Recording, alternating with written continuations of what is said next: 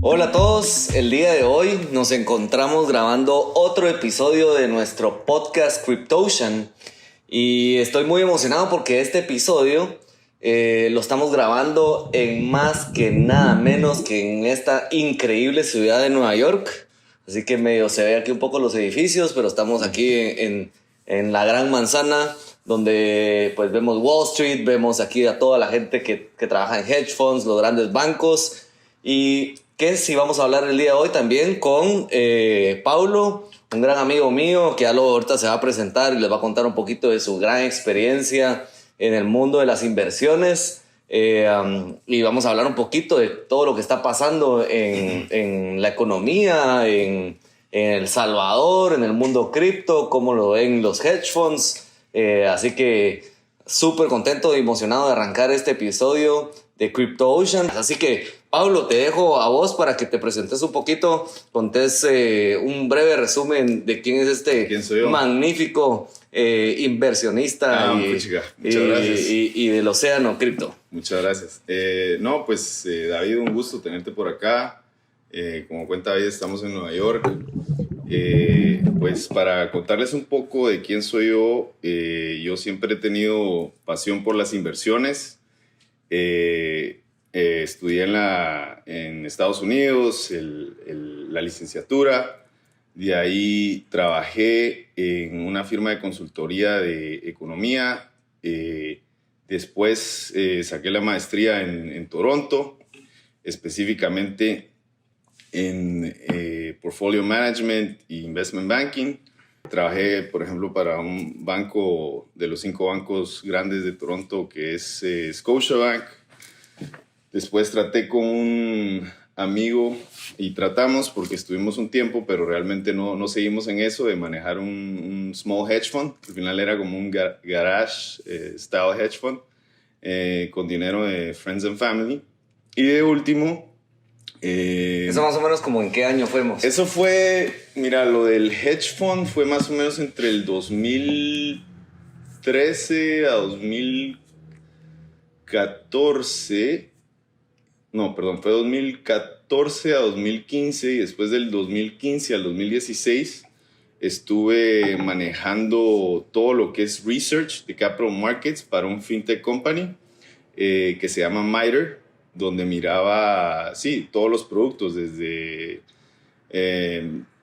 ETFs, mutual funds, nuevos productos que salían, especialmente el espacio en ese momento, 2015, el mundo de los ETFs agarraba más tracción y mirábamos ese cambio que venía de fondos, especialmente para los retail investors y los registered investment advisors que venían de mutual funds y se iban pasando a ETFs, y cada vez el espacio de ETFs crecía más. Entonces, pues y mira aquí como para hacerte una pregunta así, para que todos los que nos están viendo y escuchando, Paulo es guatemalteco, o sea, tiene su acento así europeo y todo así, pero es de la vida, pero es guatemalteco. Soy de Guatemala. Y pues ha tenido una gran carrera en el mundo de inversiones, pero solo para como breve así introducción, así como para todos los que están en el mundo arrancando, si querés verlo así a nivel educativo. ¿Qué fue lo que en qué momento vos dijiste, me voy a meter al mundo financiero de hedge funds y de stocks, Bloomberg, y quiero ser un crack en Nueva York? Mira, yo siempre me llamó la atención los stocks, o sea, qué era, cómo funcionaba. Yo lo miraba desde la tele y qué son esos signos de que está subiendo, que está bajando, y a veces hablaban, yo no entendía. Y siempre he tenido esa curiosidad especialmente cuando hay cosas que tal vez que uno las mira todo el tiempo, pero no las entiende o no las entiende a profundidad. Entonces, cuando me fui a Estados Unidos, al final mi meta era pues entender un poco más el mundo de las finanzas. Y pues da la casualidad que cuando prácticamente me voy a graduar, y estaba, un año antes de que me graduaba, y estaba tomando clases de capital markets, todas las clases de finanzas, capital markets, etcétera, etcétera. se viene el GFC, el Great Financial Crisis, entre el 2008 y 2009. Entonces ahí yo me acuerdo que mi profesor llegaba deprimido, todo el mundo estaba deprimido, gente que perdió trabajo, gente que perdió internships, que perdió dinero también, obviamente, o casas. Pero igual me pareció, sentía que eso siempre me llamó y cada vez yo aprendí más conceptos, más teoría y comenzaba yo a aplicarlo, obviamente con montos muy pequeños, con los retail brokerage firms, en ese momento que lo hacías por internet y compras tal vez una acción pequeña. Y entonces, y hablaba a veces con mis amigos en la licenciatura o undergrad y lo que pensaban ellos. Y fue un tiempo muy interesante, la verdad. Por ejemplo, ahí empieza todo el tema del estímulo de la Reserva Federal, entender qué significa eso. Y entonces, ¿de dónde viene esto? Pues viene básicamente de algo que me traía mucha curiosidad. Pasa un momento malo e incluso eso me hizo tener más curiosidad sobre lo que estaba pasando y específicamente estaba estudiando Business Administration con una concentración en finanzas y sigo, pero sí, o sea, dar un consejo es simplemente, hoy por hoy el mundo está tan conectado, el acceso a la información es impresionante y sí, el que quiere pues puede googlear, puede aprender, puede meterse incluso a YouTube, ya ni siquiera leer. Y como esto. Ahora puedes escuchar hasta Clubhouse y meterte sí, ahí hasta Clubhouse, por ejemplo. Entonces sí, es tal vez alguien que le llame la atención y que quiere dedicar un poco de su patrimonio a diversificarlo e invertirlo en otras cosas que le puedan generar un retorno de diferentes maneras. Mira, Pablo, y pues cabal, para los que oyeron ahí el 2008, la crisis, pues nosotros justo con Pablo pues estábamos en las épocas de la universidad, ¿verdad? O sea, ahí más o menos pueden ir calculando las edades que tenemos, nos vemos bien jóvenes y... Súper jóvenes. Y cuadrados, no, mentira. Súper jóvenes. Pero estábamos justo pasando esa época, pues, ¿verdad? Y algo interesante que sucedió ahí, y enlazándolo al mundo cripto, es que ya en esos momentos del mundo de la crisis existía este Satoshi Nakamoto ya con el proyecto de Bitcoin. O sea, estaba el paper que sale en el 2008, perdón, y sale Bitcoin en el 2009, pero eso no lo creó en un mes, pues, o sea, en una noche con una cerveza. Seguramente lo venía trabajando y justo la crisis que venía y todo lo que pasó aquí en Nueva York hizo pues que dijera, bueno, ahora está, pues release the paper y bueno, vamos con Bitcoin. Y dirían todo el mundo en ese momento, bueno, ¿quién es este loco con esta moneda que solo tiene 21 millones, que es descentralizada? Y hoy, justo 11 años después, imagínense, 11 años es una de las tecnologías que más rápido se ha ido adaptándose y que más gente la ha ido adquiriendo. Entran más de 1 millón de usuarios a la semana en el mundo cripto. Y vemos pues entonces que cada vez va más y más creciendo y también hoy vemos un país que lo quiere adoptar como una moneda.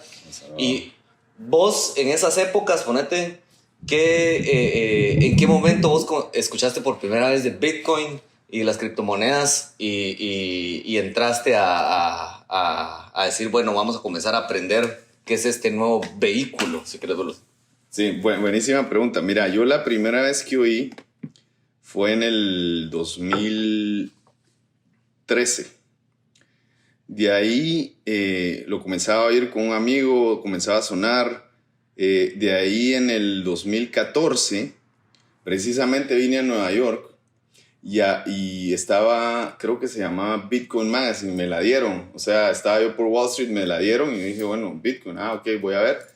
Y empezaba ahí, y te digo que había una reunión, me acuerdo esa semana, que era también por si no estoy mal, era por un junio también.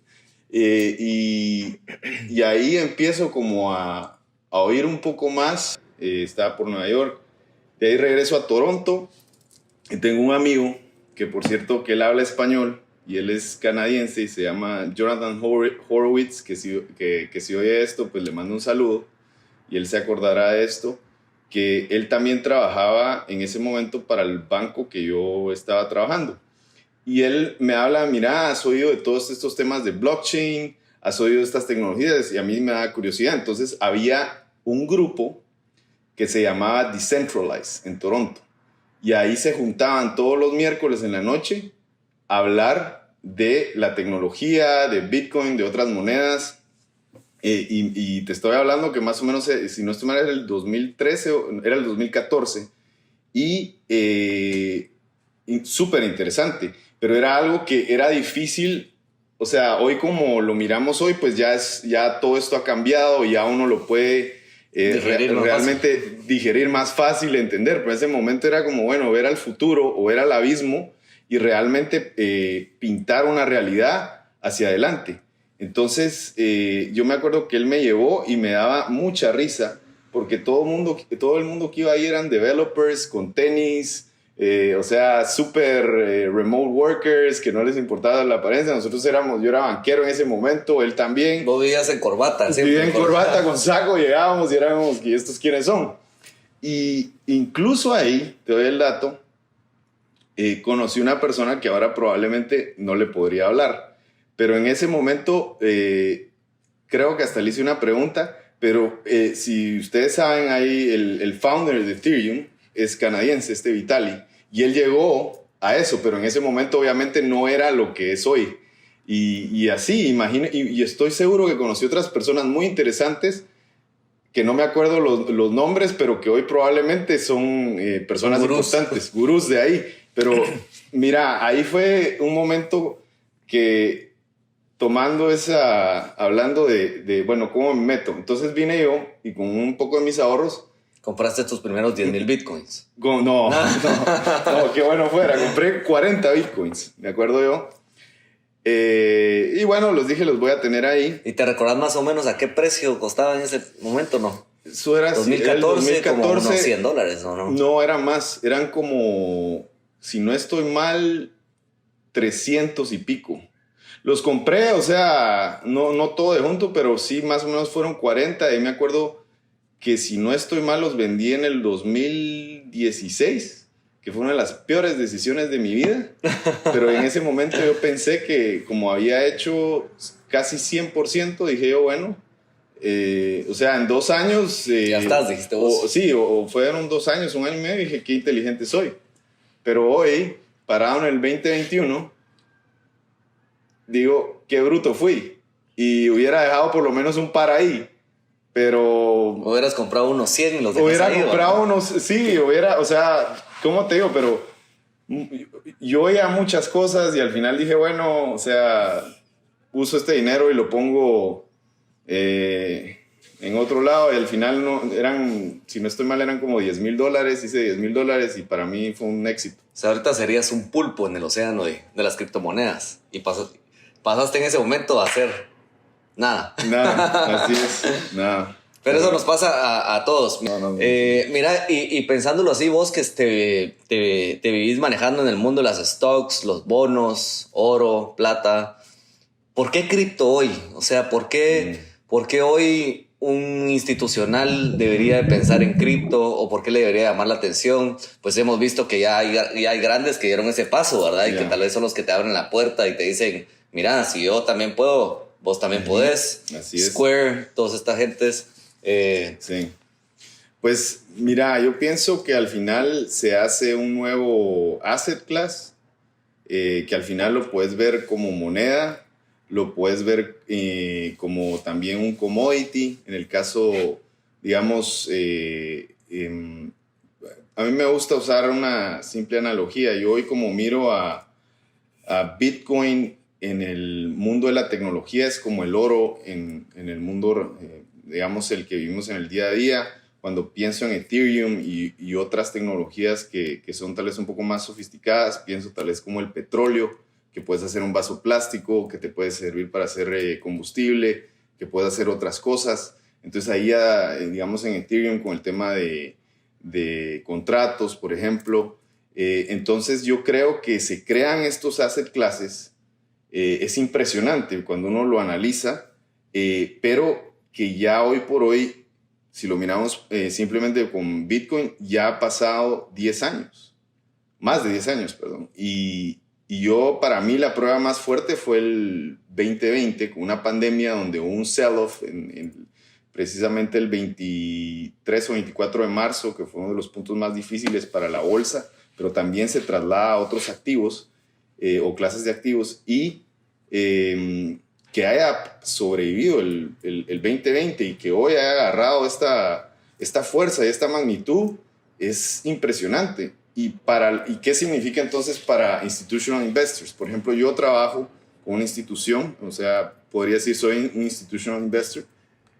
Entonces, ¿qué significa? Yo, digamos que he hablado con mucha gente y al final llegas a la conclusión que es algo como para hacer extrapolar un poco una comparación, no es la misma, pero similar, es como el Internet. Y es como decir que alguien vio en late 90s el Internet, miraba todo esto que estaba cambiando y no hizo nada. No dijo, no voy a invertir en Google, no voy a invertir en otras compañías como Amazon porque pierde plata, no voy a hacer nada. El Microsoft y Yahoo de aquellos tiempos. Y no voy a hacer absolutamente nada. Y I'm just gonna avoid it. Y no, y eso es lo que yo llevo y he tenido esta conversación. Esto va. O sea, there's no denying it. Y que nosotros no hagamos nada mientras que, por ejemplo, que nosotros generalmente, y a veces los inversionistas institucionales a veces van antes y con el lado de blockchain y cryptocurrencies ha sido, pues, van de último, o sea, van súper atrasados. Y especialmente los bancos. O sea, a mí me parece sorprendente y yo entiendo, hay un tema de regulación, entiendo eso, pero te das cuenta que, por lo menos de mi lado, es un tipo de activo que no lo puedes omitir, que va a cambiar muchísimas cosas, que va a ser, si lo queremos poner con una analogía como el Internet, a otra escala, y hoy por hoy, sí, es de alto riesgo todavía, porque todavía, o sea, es algo de mucho crecimiento, donde van a pasar cosas, van a haber situaciones, va a haber volatilidad. Va a ser muy similar a lo que pasó con el Internet, donde vas a tener ciertos players que van a pasar todo este tiempo, se van a posicionar, van a crecer y van a ser los players, como lo es hoy un Amazon, un Google, y vas a tener muchas compañías que en este momento serían cryptocurrencies que van a desaparecer y que el que invirtió ahí probablemente va a perder su plata. Entonces hay ese riesgo también. En especial las shitcoins. Los shitcoins, así es. Pero si te vas, por ejemplo, por el lado de Bitcoin, te vas por Ethereum, yo pienso que es un no-brainer. Yo lo que digo a algunos amigos, miren, solo cómprelo, lo que quiera invertir. Y déjelo estar. Y déjelo estar. Ya ni se preocupe, no lo mire. Yo creo que ponerte vos así, comparando eso que decís, para mí Ethereum es como cuando arrancó tal vez Amazon. Uh-huh. Que la gente solo decía, pero esta mara vende libros. Vende libros, sí. ¿Y para qué voy a querer una empresa de libros? Qué aburrido. Sí. Y no veía como todo el potencial detrás. Así hoy dirías, ¿regresarías atrás a comprar Amazon? Por supuesto, pues, claro, pero ni pensarlo, ¿verdad? O sea, lo que está haciendo Ethereum a nivel de contratos inteligentes, a nivel de brindar toda esa infraestructura para que otros tipos de negocios se monten en ello, es impresionante, pues, o sea, lo que viene con Ethereum 2.0 así es. Va a estar buenísimo, pues, ¿verdad? O sea, es como te digo, y sí, o sea, hay que verlo así y hay que verlo a largo plazo, porque todo el mundo se enfoca, y especialmente a través de algunos retail investors en la volatilidad, en el corto plazo. Y si bajó Bitcoin, lo que ha pasado en estos últimos meses, después del nivel más alto que tuvo históricamente, hay un pánico. Pero el tema es, hay que ver las cosas a largo plazo, hay que entenderlo. Obviamente, entre más conocimiento tiene más tranquilidad a la hora de invertir. Pero sí creo que hoy por hoy este tipo de activo merece un lugar en el portafolio de cualquier persona. Incluso te podría decir que yo como un retirado también pondría un poquito. Obviamente no vendas la casa y liquides el fixed income de retirado, pero sí puede poner un poquito. Y si alguien está más joven, que es la época donde uno puede tomar más riesgo, pues entonces tal vez sí ser un poco más agresivo. Esto me lleva a otra pregunta bien interesante, y es que en nuestro país, o sea, Guatemala, Centroamérica, no somos un país como Nueva York o como Estados Unidos, que la gente suele tener exposición a inversiones en muchos vehículos, pues, ¿verdad? Sí. O sea, en muchos productos. Sí. ¿Por qué hoy un guatemalteco debería de diversificar sus inversiones, si quieres verlo así? O sea, no necesariamente estoy diciendo saca todo tu dinero de la cuenta de ahorros y ponerlo a trabajar, pero pensémoslo, acciones, no necesariamente cripto. ¿Por qué debería hacer eso? O sea, sí, es buena pregunta. Y digamos, ¿por qué debe hacer eso? Porque nosotros nunca sabemos, y yo pienso que gracias a Dios pues el Quetzal ha estado muy estable, gracias a Dios, a pesar de que pues en Guatemala la situación política, la corrupción, el desempleo, el comercio informal y todo eso generan problemas a nivel de país, economía, etcétera. Digamos que no se ha dado un caso extremo como decir un Venezuela o una Argentina. Entonces, ¿qué es lo que pasa? Hoy por hoy, los inversionistas, ¿dónde ponen su dinero si no lo quieren tener en el banco en Guatemala? Es en real estate, digamos en el sector inmobiliario. ¿Por qué lo hacen? Porque no tienen otras opciones.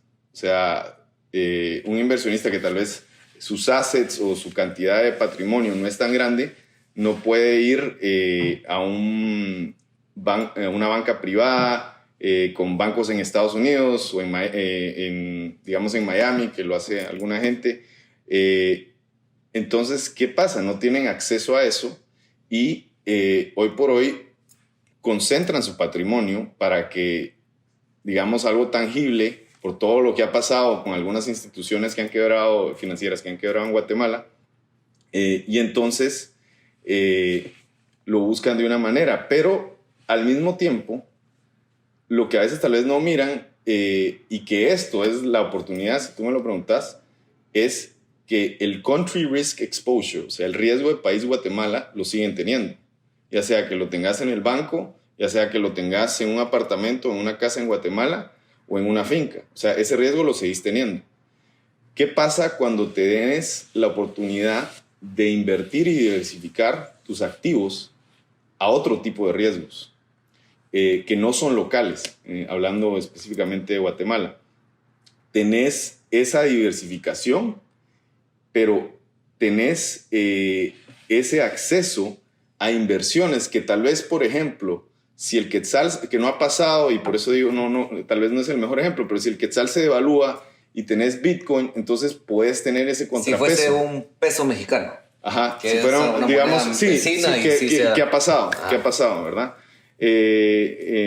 Sí, entonces, si es el peso mexicano, por ejemplo, eso puedes hacer, y yo pienso que hacia ahí van a ir muchos países de mercados emergentes, principalmente, donde hay fluctuaciones de la moneda local drásticas.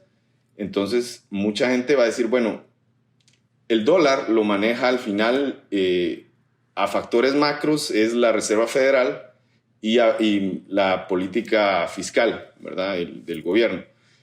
Pero Bitcoin al final lo manejamos todos. O sea, no hay una persona o un grupo de personas poniéndose de acuerdo para decir, bueno, vamos a subir o bajar tasas, o vamos a hacer quantitative easing, o vamos a comprar este nuevo tipo de activos para ayudar a impulsar la economía. Entonces, eso para mí tiene un valor impresionante, que no haya una entidad central que pueda manipular Bitcoin. Al final, Bitcoin es un tema de supply and demand y que está en todos. Y entonces, por eso te digo que a mí eso me parece impresionante.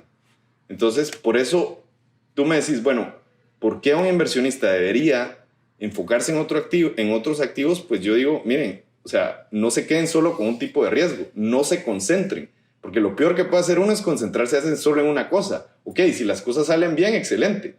Pero si salen mal, puedes perder todo. Entonces, esto lo que haces es al final es diversificar tu riesgo. También diversificar, como te digo, o sea, diversificar factores de riesgo y diversificar tu potencial de retorno, ¿verdad?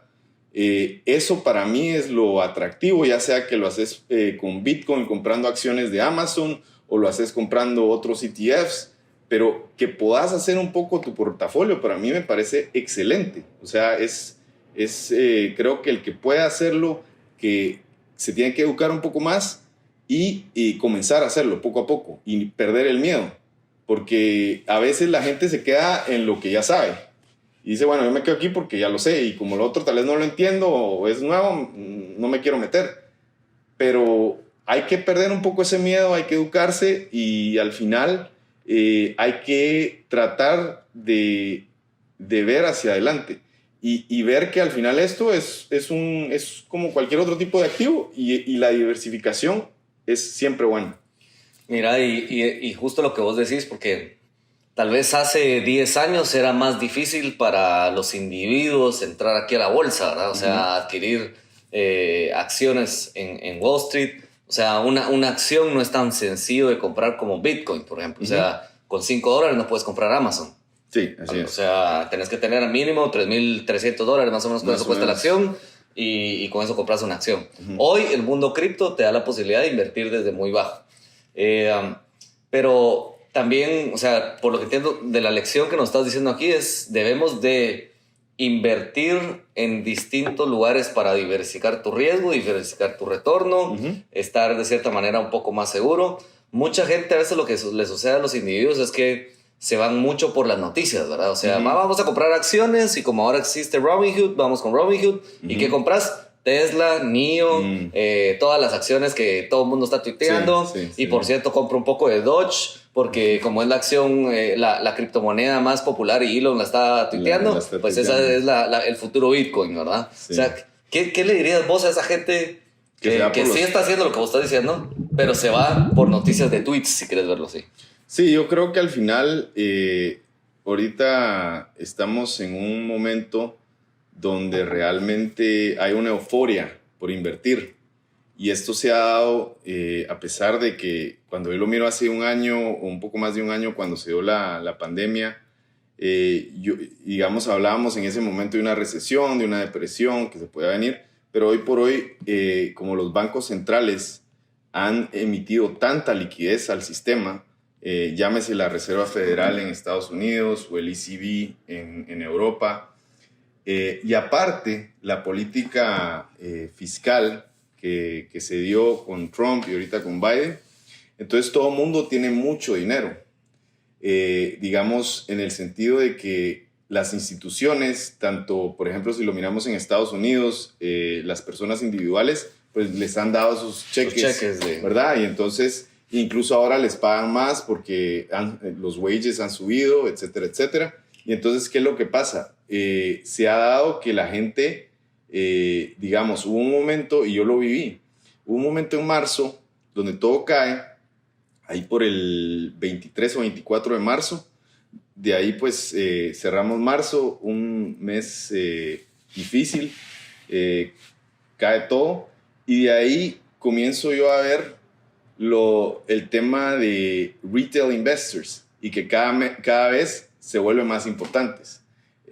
Yo me acuerdo que en el 2020, en mayo, yo hacía un comentario en la institución que yo trabajo. Yo decía, miren, los assets y lo que está pasando con el mundo retail, ya ese input no lo podemos omitir porque cada vez se está volviendo más importante. Entonces, digamos que ahí lo conversamos, pero yo digamos que sí lo miraba y yo investigaba, incluso le preguntaba a los bancos grandes de Estados Unidos cuántas cuentas hay en Robinhood. ¿Alguien me puede dar ese dato? ¿Cuánto tiene en promedio cada individuo, cada cuenta? ¿Cómo hace Robinhood su dinero, verdad? O sea, no solo porque no están cobrando por el trade, ¿verdad? Entonces es solo por el spread y de ahí está el tema de que es por la información que se la dan a veces a hedge funds, etcétera. de lo que está pasando con las cuentas. Pero en ese sentido, yo comienzo a ver un hype, pero comienzo a ver un hype a nivel de todo asset class. Lo comienzo a ver con electric vehicles, lo comienzo a ver también con cryptos, lo comienzo a ver con los famosos estos, ¿cómo se llama? Wall Street Bets. Y curioso lo que pasa, por ejemplo, con GameStop y que el mundo retail se une para joder a un hedge fund.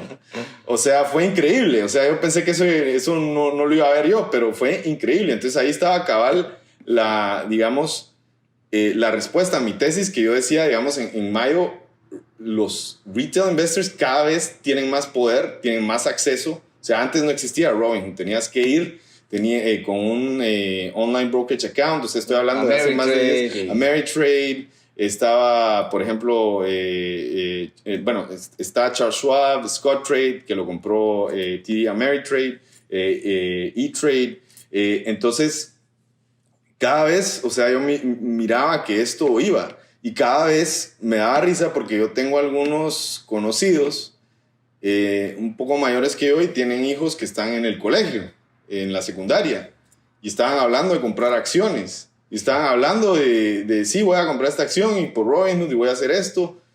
Y yo me quedaba, o sea, wow, esto es... O sea, o sea, no lo viví personalmente, lo oí, lo estudié, pero me recuerda al tech bubble. Entonces yo siento que lo que vos me decís es que sí, hay que tener mucho cuidado porque hay muchos activos que por inputs, que tal vez la gente no lo entiende, están inflados. Sí. Entonces, eso de irse con el hype, te puede ir bien un par de veces, perfecto, pero ¿qué pasa si la tercera o la cuarta vez sos el último que compra y de ahí todo el mundo vende? Sí. Y entonces regresamos a lo de que hoy everyone and their mothers, o sea, viene y te recomienda algo o te habla de un stock y a veces no saben ni cuáles son los fundamentales, qué es un PE, qué es un EV to EBITDA. O sea, no saben nada, pero te lo recomiendan porque lo vieron en Twitter. O en TikTok. O en TikTok. O sea, y yo me quedo, o sea, sorprendido. Y puede que les vaya bien, pero eso no quiere decir que sea un proceso científico o si lo querés una teoría que sea repetible. Eso es suerte. Pero regresando a tu pregunta, lo más importante es realmente buscar... bueno, primero ver las cosas desde el punto de vista personal, cuáles son los activos que tengo, qué es lo que puedo poner en alto riesgo, qué tal vez quiero, tal vez más blue chip o safe companies, como un Apple, como un Microsoft, y qué quiero en otro tipo de activos, pero realmente entender, no solo porque alguien me dijo o porque lo vi en algún lado, sino realmente tratar de entender y sentirse cómodo, y entre más sepa uno, más informado está.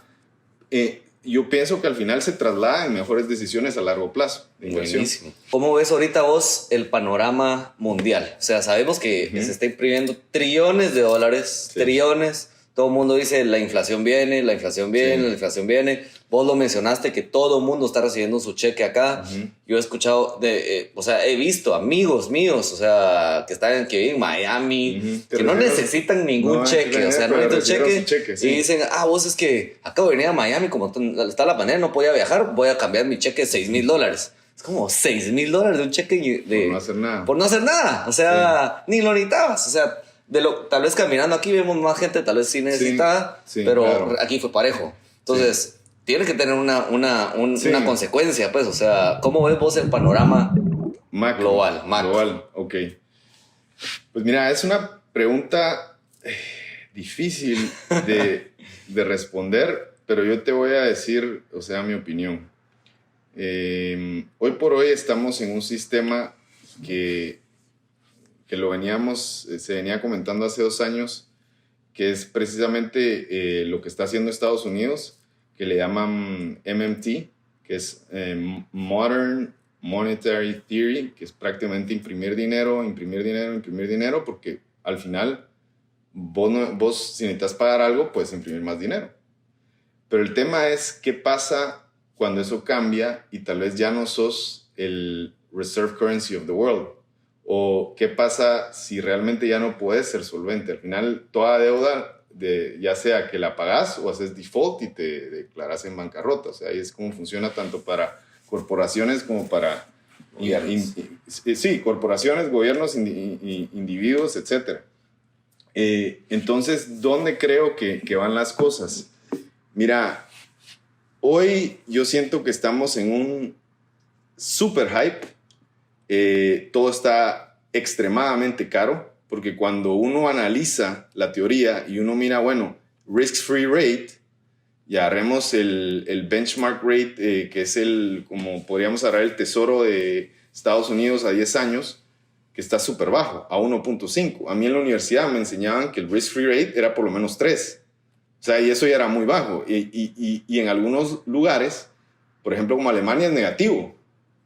O sea, entonces, ¿qué pasa? Si te vas puramente a la teoría de la mate, hoy tenés un discount muy bajo. Entonces, hace que el valor presente de los activos sea mucho más alto. Y así está across the board. Y a eso añadirle que tenés tanta liquidez de muchas personas que tienen mucho acceso ahora a comprar, vender, etcétera. Y entonces... Y que saben nada de valor presente neto, pues. O sea. Que no creo que sepan, o sea, sí, hacer un DCF análisis ahí. Pero te apuesto que todos los de Reddit ahí que compraron AMC ahorita no hicieron ningún análisis de nada. Sí, ¿no? sí.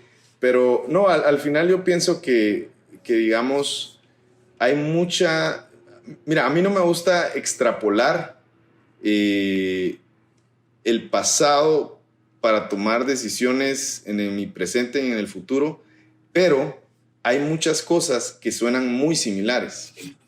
Por ejemplo, en la depresión de los 30s, ¿qué fue lo que pasó?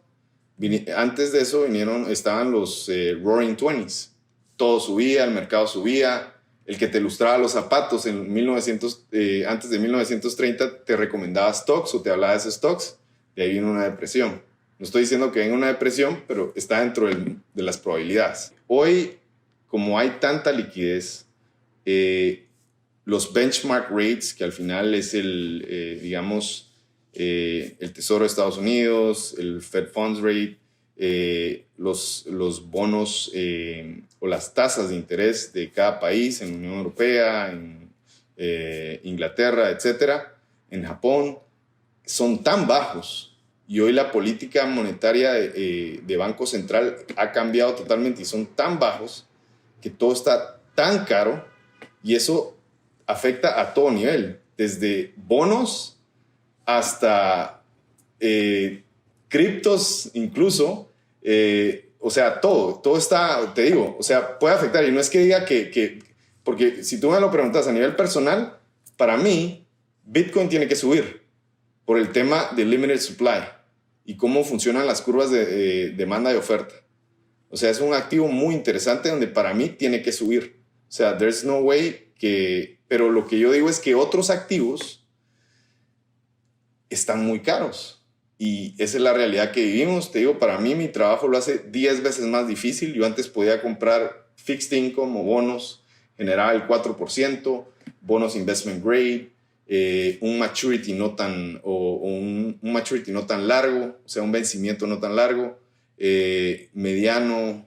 Hoy tengo que comprar high yield, que son compañías que tienen mucho más deuda, que tal vez digamos, el negocio en sí no va tan bien y tengo que comprar peor calidad, más maturity, o sea, un vencimiento mucho más largo, para lo que yo me ganaba ese 4 o 5% que me lo ganaba hace 3 o 5 años.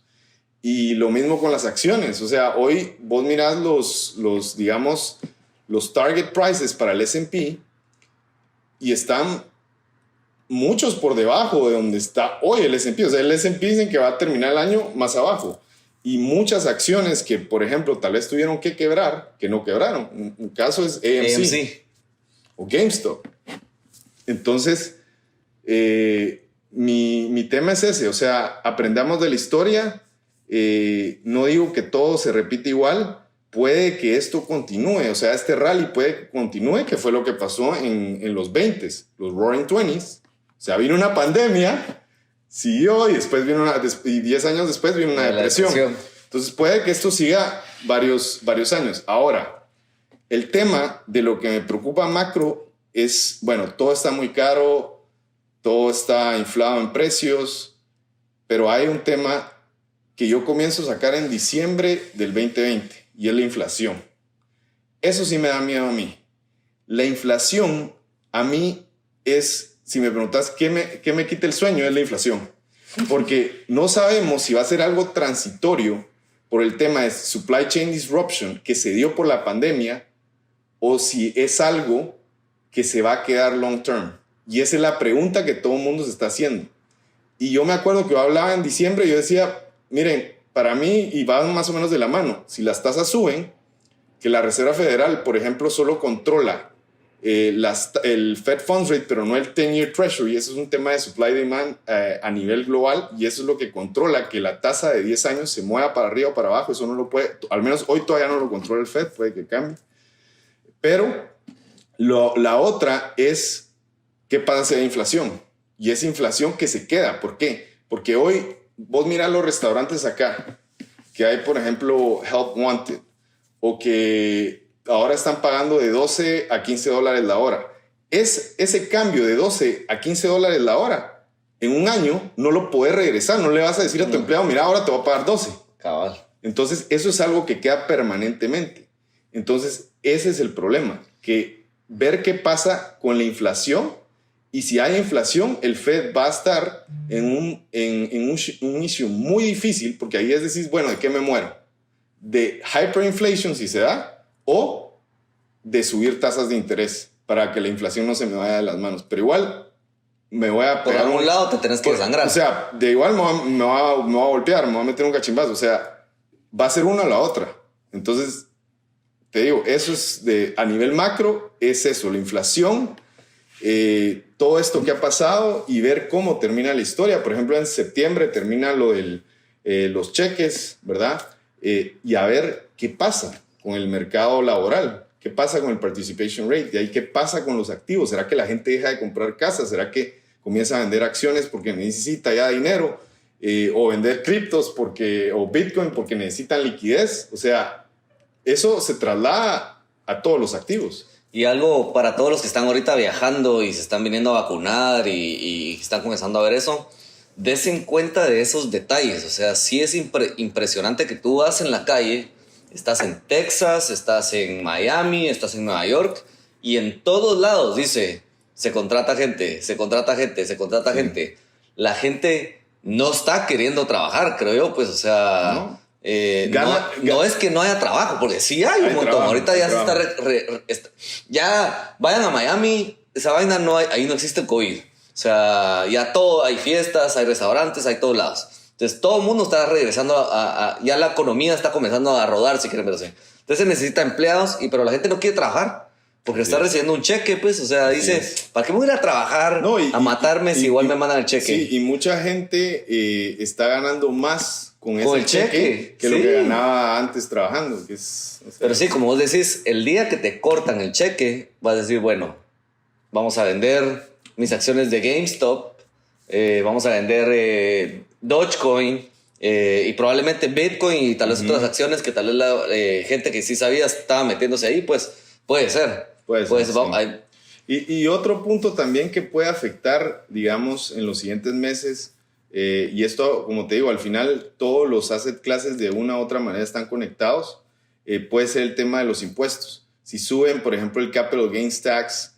en Estados Unidos, eso tendría muchas repercusiones y al final se da un tema de que mucha gente tal vez comienza a vender para no pagar más Capital Gains Tax en el siguiente año, etcétera. Y entonces eso se da también con las corporaciones y va por ese lado y entonces eso puede ser una ola que al final se traslape pues a otros asset classes, que incluso, te digo, ahí puede ser que incluso se traslade a criptos. Seguro. O sea, bueno, Pablo, la verdad que queríamos hacer un podcast corto, dijimos al principio, ¿verdad? Para que no se aburriera la gente, para que no se aburriera, pero nos picamos nosotros siempre hablando. Nosotros, la plática es siempre interesante. Así que espero que todos los que nos están viendo y estén escuchando estén tan prendidos como nosotros. Vamos a hacer una última pregunta candente aquí a Paulo, tal vez no a nivel personal, pero a nivel bueno. de institucional. Ajá. ¿Cómo te consideras vos manejando a nivel institucional en el océano de las criptomonedas? ¿Sos una ballena? No. ¿Sos un delfín, un tiburón?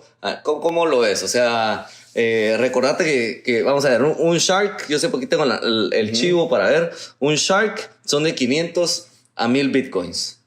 No, definitivamente no somos todavía sharks. Un shark, un medio sharkito, vamos a ver, un delfín, un delfín de 100 a 500 bitcoins, 100 bitcoins, sí.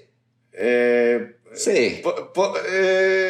No, fíjate que no, es que... Míralo como global, tal vez no lo veas como full cripto, porque yo sé que vos invertís en fondos de cripto y todo, sino que todo lo que tenga relación con cripto o blockchain, ahí sí. Mira, podríamos decir que entre un pez y un delfín, por ahí, pero sí, nosotros, o al menos yo, lo que he estado viendo este año es mucho, no solo el tema de, digamos, el primer layer que es Bitcoin y Ethereum, sino otros alternative coins y plataformas, y después que ese sería el segundo layer, y después el tercer layer que son otras tecnologías, y sí, pero sí muy...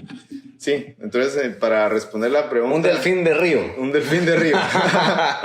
Cabal, buenísimo. Cabal. Bueno, para todos los que nos están oyendo, recuérdense, ahí están nuestros canales de WhatsApp para soporte. Tenemos nuestro correo de soporte @invesgo.com, donde ahí todo nuestro equipo está full dispuesto a ayudarles en cualquier duda que tengan. Entren a nuestra página de www.abra.com. Tenemos un curso gratis para todos los que están arrancando.